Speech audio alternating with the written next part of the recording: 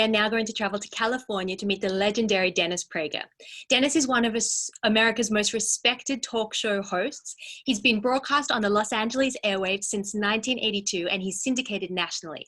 He's been hailed as one of America's best 5 speakers by Toastmaster and one of the 10 most powerful people in LA by Buzz magazine. He's also lectured on all 7 continents, and he's written for newspapers including the Wall Street Journal and the Los Angeles Times. He's authored many, many books, including some of my personal favorites and ones that are especially fitting for the current times. Still the Best Hope, Why the World Needs American Values, Why the Jews, The Reason for Anti-Semitism, and Happiness is a Serious Problem, a Human Nature Repair Manual. In 2011, he co-founded the PragerU, an online institute of higher learning that creates videos on various political, economic, and philosophical issues. And I urge you all to have a look at it because there's so much amazing content on there.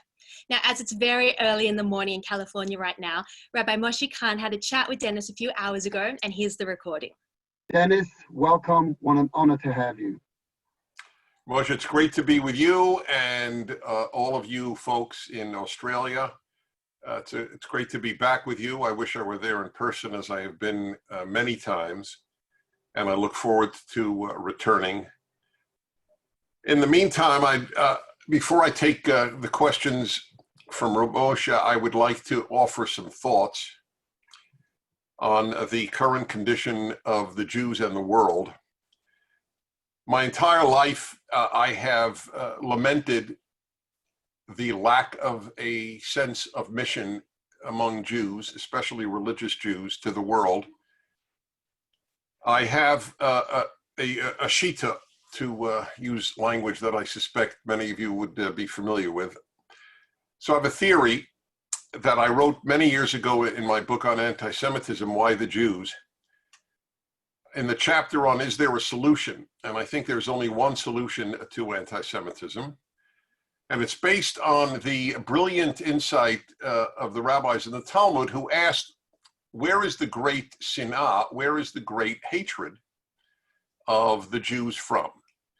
And it was so obvious to the rabbis that there is, I always tell this to non-Jews as well as Jews, that the rabbis spend a lot more time on whether you can eat an egg born on Yontif than they do on anti-Semitism. Because whether you can eat an egg born on Yontif is actually complex, whereas the solution or the reason for anti-Semitism is not complex.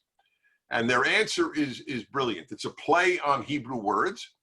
The great Sinai, the great hatred, comes from Sinai. So that, again, I mostly speak to non-Jews, having an American national radio show across the country. And obviously, most Americans are not Jewish, so the great majority of my listeners are not. But I talk about my being a Jew and my being a serious Jew and a religious Jew, and very often Christians will say, "You're my rabbi, Dennis," and I always get a kick out of that because no Jews say that to me. It's only Christians who say that to me. Anyway. You don't have to know Hebrew to understand the play on words. The Sinai, the hatred, comes from Sinai. So if that's correct, and I do believe it is correct, we are hated because we brought a universal judging God into the world who chose the Jews, which annoys a lot of people to begin with, even though it never meant Jews are superior. In fact, one of the reasons I believe the Torah is divine is because the Jews look so terrible in the Torah. No people would make up such a negative history as themselves as the Jews have in their own Tanakh, in their own Bible. There's no parallel to that in the world. So that to me is a great argument for not being man-made. Anyway, we are hated because of being the chosen people and bringing this God who chose us into the world, who makes moral demands on all people and judges all people. This is the unique, great innovation of the Torah into the world. So if Sinai is the cause of anti-Semitism, then there's only one solution to anti-Semitism. Bring the world to Sinai. And that is, unfortunately, not what the Jews work at. Secular Jews feel a great mission to mankind. That's why there are so many Jews who have created isms. Every ism except Nazism, essentially, was either created by or led by Jews. You name it. Marxism, communism, leftism, liberalism, environmentalism, feminism, you name the ism, Jews have led it and been disproportionately active in it. Why? Jews who leave Judaism, or leave traditional Judaism, if you will, they don't stop being religious. They just stop being Jewish in the sense of religious. They have taken on secular religion as the substitute for the Judaism that they have abandoned. So you think, well, all right, all those Jews have a mission to the world. What about religious Jews? They don't. With the exception of Chabad, which is one of the great reasons I love Chabad, who do believe that we should bring the world to the 7 laws of the children of Noah, those basic moral principles in Genesis. My only difference with that approach is I say the 10 Commandments because nobody ever heard of the Sheva Mitzvot B'nai Noach. A tiny sliver of Jews heard of it, and no non-Jews ever heard of it. So I say the 10 Commandments. They're pretty much overlapping. And I want to bring the world to the 10 Commandments. When I spoke in Romania 2 years ago to non-Jews in Romania, amazingly, 1,500 people came because they know of me through Prager, my international internet-based teaching site, which gets 1 billion views a year, and a lot of them are young people. Most of them are young people. What did they show me? My book on the 10 Commandments in Romanian. And I can't tell you the joy it brought me. I get no royalty, and I couldn't care less. They had nothing to do with money. We Jews have to bring the world to the 10 Commandments, because if the world lives by the 10 Commandments, the world will be beautiful and Jews won't be hated. Jews won't be hurt. People who live by the 10 Commandments don't hurt Jews. They don't hurt anybody, but I'm just speaking now from a Jewish perspective. We have a mission, but most religious Jews have not had a mission. The mission of most Orthodox Jews, I grew up in that world, the mission was get more Jews to keep kosher. That was the mission, which is fine. I'm all aboard on that. I brought a lot of Jews to Judaism, and I think it's a great thing to do, but it's not enough. We have a mission to the world. The purpose of God choosing us was to be not just a light into the nations, but to bring what God gave us to the world. That's why my biggest work now is my Torah commentary called the Rational Bible. It's the best-selling Bible commentary in America. The first 2 volumes are out. It is my way of saying, look, here's the Torah world. It's great. You can learn it. The idea that the Torah is only relevant to Jews is as foolish as the idea that Beethoven is only relevant to Germans. Either Beethoven has something to say to everyone, either Shakespeare has something to say to everyone, or they have nothing to say to Germans and English. The Torah has something to say to everyone. This lack of mission is a tragedy, and it is all the more apparent now as deeply hostile movements in the secular world in the West are developing. I'm not even talking now about Islamic anti-Semitism or even traditional Christian anti-Semitism, which has largely disappeared. Nothing disappears, but it's largely the Jews' best friends in America are Christian. That's a fact, not an opinion. And we need to reassert a sense of mission. Young Jews need a sense of purpose to the world. You ask a Muslim, what's the purpose of being a Muslim? To bring the world to Allah and to the Quran, the Holy Quran, and to Muhammad. Okay? Ask a Christian, what is the purpose of being a Christian? To bring the world to Christ. Ask a Jew, what is the purpose of being a Jew? And he might say, to keep the mitzvahs. But it's very different. It's not a mission to the world, is it? So this is my task. My whole mission in life is to bring the Torah to the world and to convince my fellow Jews that is what you need to do as well. It's my opening comments. Thank you, Dennis. And you know, it's so inspiring to listen to you. And I heard you live in Melbourne a couple of years ago, and you're world renowned and famous for all the right reasons. And it's wonderful to have you here. Truly an honor. My I want to ask you on a few things that you just made reference to or sort of alluded to in your quick opening remarks. You know, you spoke about a mission, you spoke about a calling, and you spoke about the relevance of the teachings of the Torah, if you like, to humanity. That it's not just a book for the Jews, but it's a book for the world. So maybe perhaps do you think it's one of our best kept secrets that it's not being shared? I mean, it's been around for a long time. The Bible is a book that's synonymous with all religions, essentially. Why is it so that it's not something that the world has embraced and accepted? Well, Christians obviously embrace it. In fact, I often say that if as many Jews believe the Torah was from God as Christians do, the Mashiach would come. So, in fact, Christians have embraced the Torah. It is seminal. My Torah commentary has been bought more by Christians than by Jews. So I'm just using that as an example. But yes, they have embraced it. If you say to a Christian, Leviticus, they will know exactly what you're talking about. You say to a Jew Leviticus, he'll think it's the horse that ran in the third race at the local track. Oh, you know, I'm putting my money on Leviticus. Do you know that the most famous, the iconic symbol of America is the Liberty Bell from the American Revolution in 1776. It's the iconic symbol, the Liberty Bell. There is only one thing written on the Liberty Bell other than the company that made the bell, and that is a verse from Leviticus. The founders of America were so rooted in the Torah, you could not get a degree from Harvard until 1800 if you didn't know Hebrew. John Adams, second president of the United States, knew Hebrew.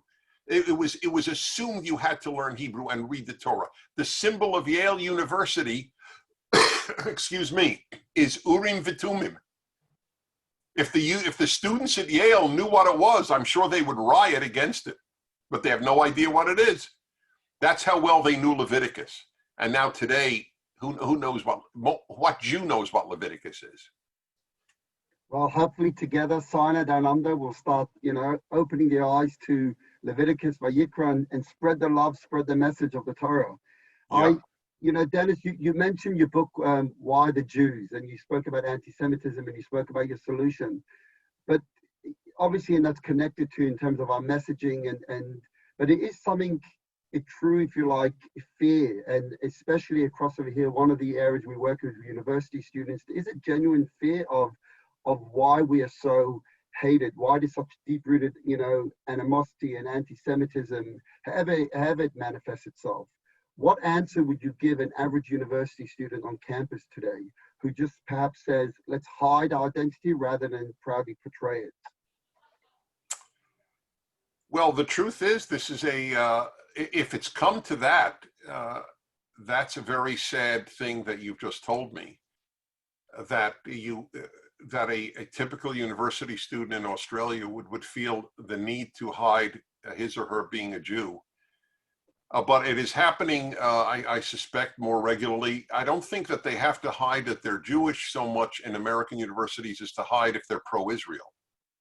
That they are at a university in California where I live, and where I'm broadcasting to you right now, speaking to you from in California. The student government elected a girl to be the vice president, I think, of the student body, and she was removed because she was a Zionist. In fact, the word Zionist, the left the left and the Muslim world have successfully made Zionist a dirty word. One of the most noble ideals. Again, Christian Zionists were proud to call themselves Christian Zionists. It was a beautiful word until about 25 years ago, when the combination of the left and the Islamists rendered the idea that that one of the tiniest peoples in the world, in the most miraculous national movement in history, after 2,000 years of not being in their land, returned to land the size of El Salvador. I mean, I'm not sure which is bigger, El Salvador or Israel, or as I say in American terms, the state of New Jersey and Israel. That this is now has to be hidden. But in America today, people with conservative political views hide themselves on campuses. People call my radio show regularly in the United States and say, you know, what do I tell my kid if they speak out as what they believe as a conservative? Then they'll get a lower grade in their class. Of course, I'll tell you my answer because I think it's worth it given what you have raised. I tell them, look, of course I can't tell you what to tell your child, and my heart goes out to you and your child. However, I say this is what I would say, or this is what I am saying, that if you start compromising on what you believe for a higher grade in college, when will you stop compromising on what you believe? The rarest trait of all the good traits, there are many good traits: kindness, integrity, loyalty, honesty. But the most important of all the traits is courage, because all the goodness in the world is worthless without courage. And so I would tell this young Jew, putting even the issue of your Judaism aside, do you want to be a courageous person or not? Thank you. That's beautiful. Do you think, Dennis, that anti-Semitism and anti-Zionism is synonymous and it's one of the same? Or do you believe that it could be two separate things? Talking about campus and talking about that, you know, it's not so much hiding their religious views rather than their views on Israel, etc. The first book I wrote, I was 25 years old. The 9 questions people ask about Judaism. One of the 9 questions is there a difference between anti-Zionism and anti-Semitism? It gives you an idea of how long this has been an issue. That the book came out in, I think, 1975, or no, actually would have been, it's so long ago, I'm trying to figure out, anyway, around then. Anyway, I've given the same answer my whole life. If somebody says, hey, you know, I love Italians. I'm not anti-Italian, but I think Italy should be destroyed. People would laugh at such a person, right? So, but the only separation we make is with Jews. Oh, I love Jews. I'm not anti-Jewish. I just think the Jewish state should be destroyed, which is what anti-Zionism is about. That's what anti-Zionism means, right? So it's an absurdity. I'm pro-Jewish, but I don't think the Jewish state, this tiny state, again, the size of El Salvador, in the midst of 22 Arab states, or whatever the number is, I think that's the number, has no right to exist. So it's nonsense. The notion of I'm not an enemy of the Jews. I'm only an enemy of Israel's existence. Right, fully in agreement. I'm curious to know what's your opinion now of developments, what's going on in Israel, specifically now the peace, with United Arab Emirates. What do you think of that? Is it good? Is it bad? I'm thrilled. I think it's great. I think, again, when I was in my 20s, I went to Egypt. It's not a story I often tell, but it's appropriate. And I went to Egypt. I went to Egypt, Syria, Lebanon, and Jordan. This is the first year since I'm 20 years old, since I was 20 years old, that I have not gone abroad, because you can't go anywhere now. And it's painful because I've been to 130 countries. I take travel very seriously. Anyway, we look forward to welcoming you back in Melbourne. I look forward to coming back, believe me. So I was in Egypt, and again, I was in my 20s, and I spoke to Egyptians, came back. After the 4 Arab countries, I went to Israel, crossed the Allenby Bridge from Jordan, walked over into Israel. I speak Hebrew, so they found out somehow, friends of mine told them, hey, this kid just came from Egypt, Syria, Lebanon, and Jordan. Why don't you have him on Israeli radio? How many, pro-Israel Jewish kids? And I could speak Hebrew, so you could interview me in Hebrew. And they did. And I told them the story that I was in a bar in Cairo with a young Egyptian. And we talked about the Middle East. And he said, why should I die for the Palestinians? They never died for me. And it made a big impact on me, that story. And I got similar things from other Egyptians. So I said, I really do believe Egypt wants peace with Israel. And they broadcast my entire interview except for that line. So I went back to the guy and I said, why did you take out that line? And I'll never forget, he said, because it was too optimistic. They didn't want to raise Israelis' hopes of peace with Egypt just to be crushed. Anyway, turns out a couple of years later, Sadat went to Jerusalem and they made peace. I think that what that guy told me in the Cairo bar is what a lot of Arabs think.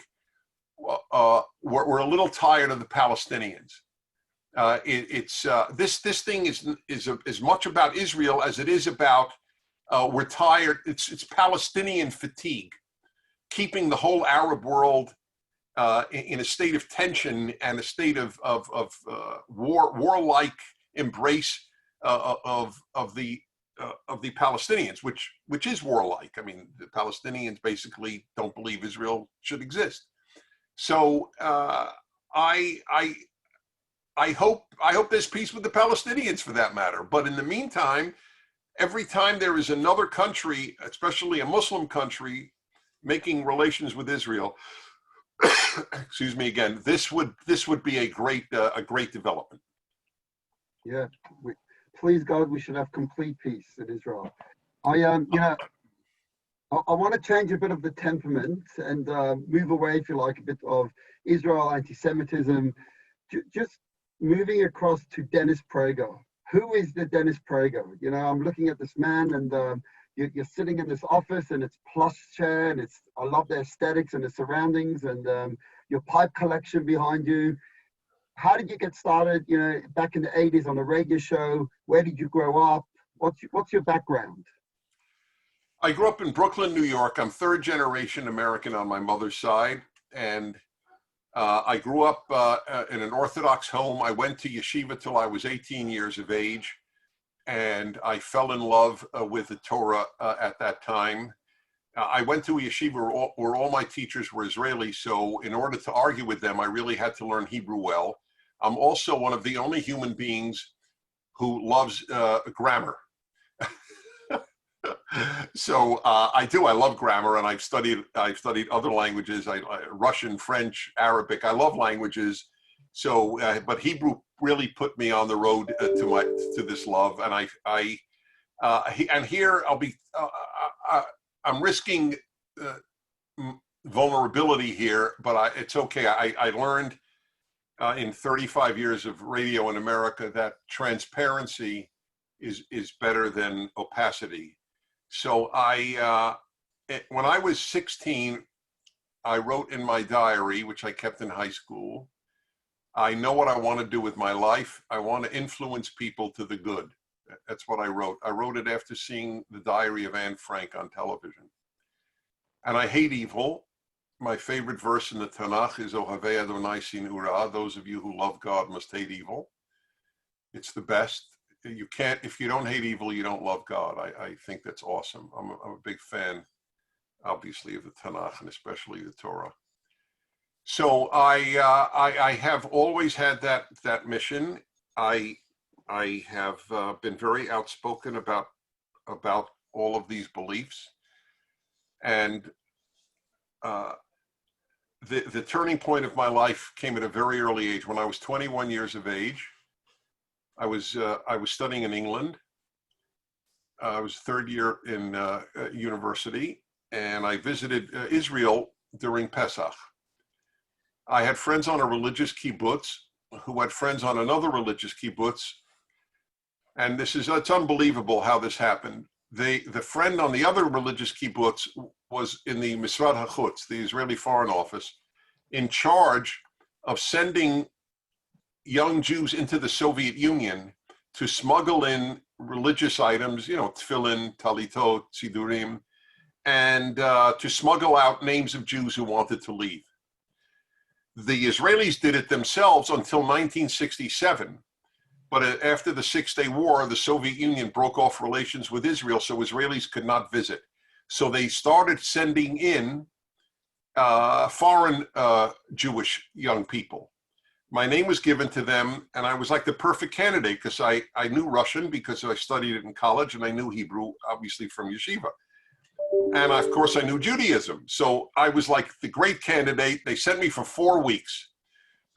Crossing all Rosh Hashanah, Yom Kippur, Sukkot, and afterwards into the Soviet Union, Leningrad, Moscow, and Baku in Azerbaijan, to smuggle in these items and to smuggle out Jewish names. I came to America after my 4 weeks, and I started lecturing on Soviet Jewry. So I have been lecturing since the age of 21. I have a very odd life. I've been a public figure since I became an adult at 21. And that's began my life of lecturing. All I did is talk about Soviet Jewry for 2 years. And then I called up a Hadassah group in Queens, New York. I was then in New York. I moved to California a few years later. And I said, "Hi, this is Dennis Prager. Remember me?" "Oh, yeah, you're the kid who went to Russia." I go, yeah. "We loved you. I thank you.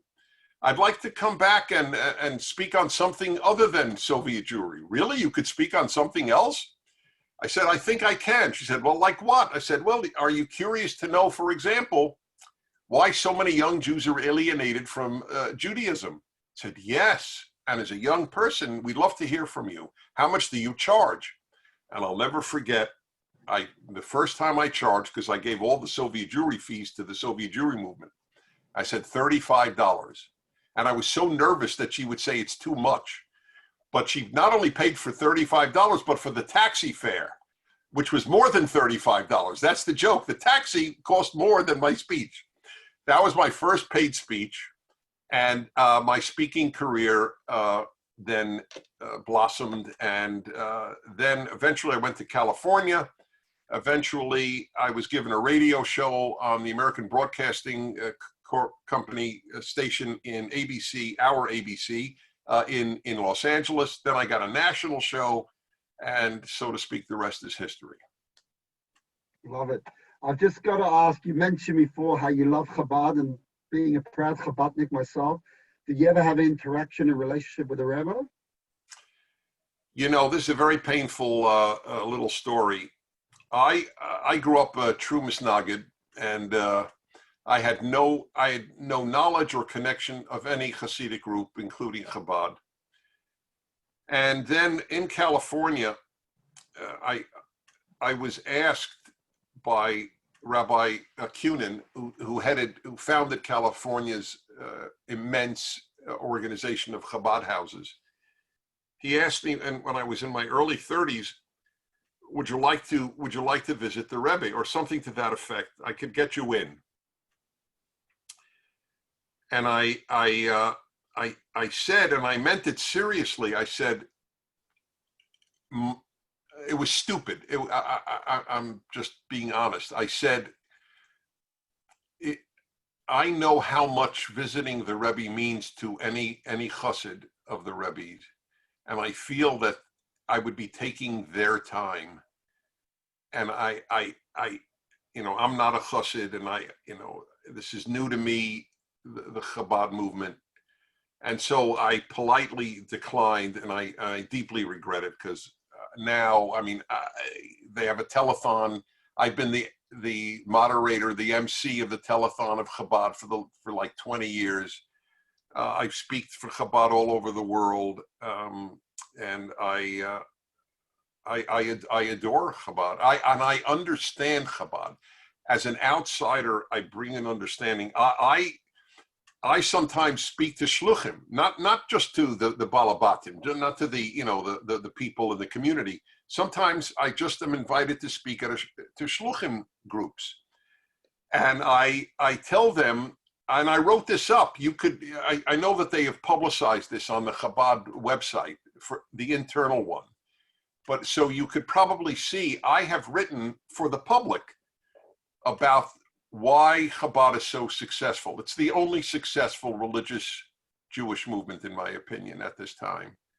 And I have a theory. By the way, one of my theories you'll find of interest. I think that one of the major reasons Chabad is so successful is that Chabad rabbis are associated with happiness. And I have a book on happiness. I have a very deep belief that happiness is a moral obligation. It's a chiyuv. I have a speech, it's on the internet, happiness is a mitzvah. I gave it at an Orthodox shul in LA, but I've spoken on happiness literally on every continent. 1 hour of each week of my radio show for the last 20 years is called the Happiness Hour. Happy religious people bring people to the religion. Unhappy religious people alienate people from their religion. And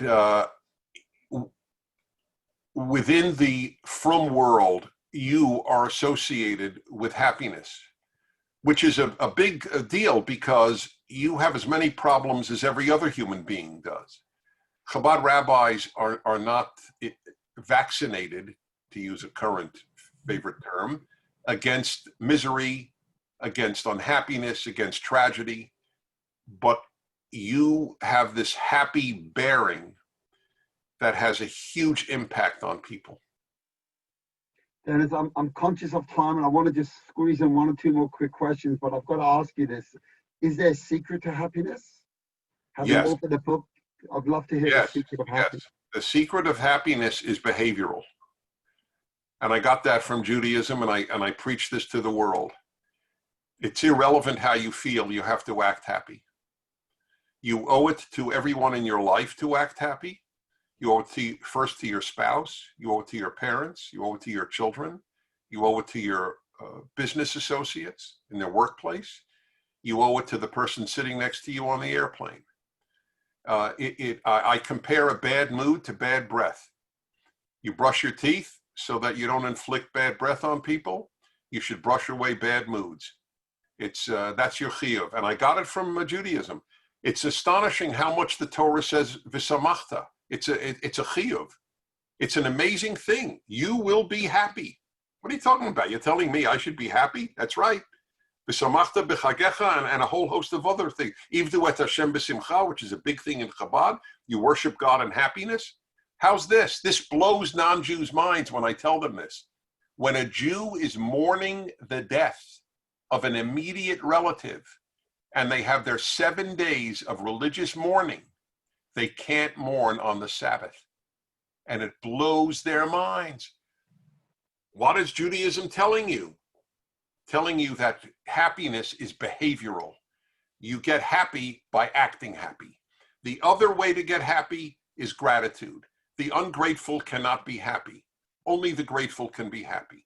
So between gratitude and behavior, that's the secret to happiness. Plus smoking a cigar. I just have to throw that in. I'm sorry. It was very important for me to add that at this time. No worries. One final question, if I may. You know, you mentioned that you've been in the public limelight, if you like, since a young age, from your adulthood all the way through.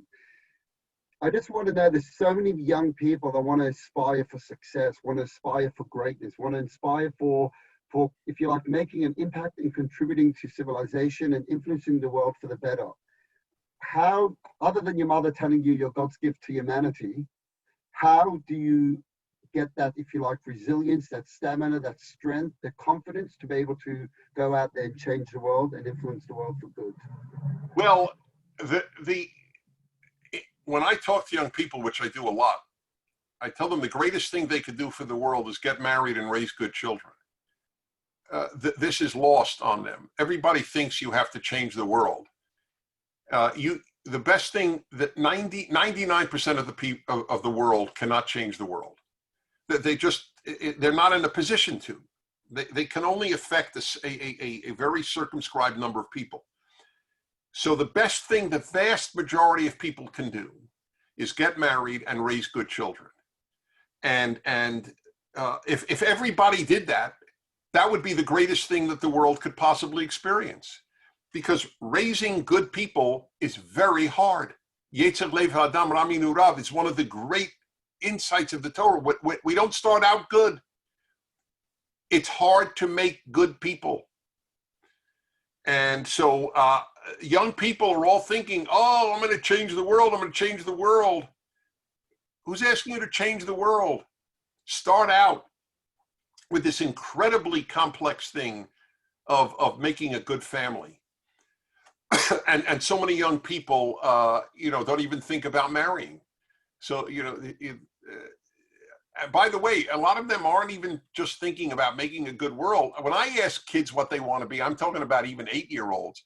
What do you want to be when you grow up? The most common thing I get, at least in America, I haven't tried this yet in Australia, is famous. They want to be famous. And then I ask them, famous for what? And they go, I don't know. So then I even say, famous for most hamburgers eaten? Yeah, that would be great. It's just so long as they're famous. It's not famous for a cancer cure. It's famous for anything. People, everything's upside down. Changing the world, first change you. Tikkun Atzmi comes before Tikkun Olam. And anyway, it's a very complex. You want it to be Metaken Olam? Study the Torah and bring it to the world. And invite people for Shabbat dinner who are not Jewish. I brought so many non-Jews home for Shabbat dinner. My older son once, he was about 9 years old. He comes over to me Friday afternoon and he goes, Dad, are we having any Jews for Shabbos? Amazing, amazing.